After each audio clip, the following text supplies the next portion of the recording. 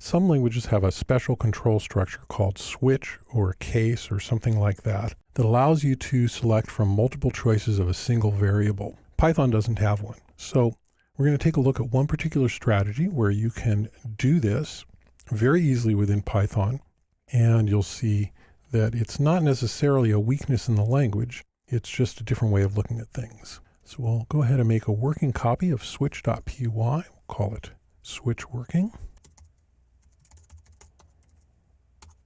Open our working copy, and we'll start by declaring a dictionary.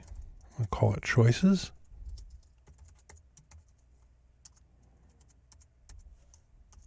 And we'll just put in a few choices here. 1, first, 2, second, 3. And we'll declare a variable.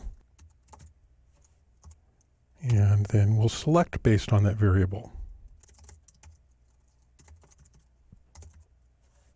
So when I save this and run it, you'll see that we have selected 1 and we print it out first. And if I change this to, say, 3, save that and run it, it'll say third. So here we've been able to very easily select based on a number of choices, and we could make this a very long list if we wanted to.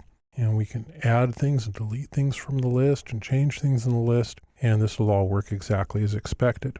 The one thing this does not do well is if I select something that's not in the list, you'll see that we get an error.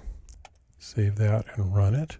Of course, we can trap this error with try and except, or there's an even easier way to do this. We can use the get method of the dictionary object.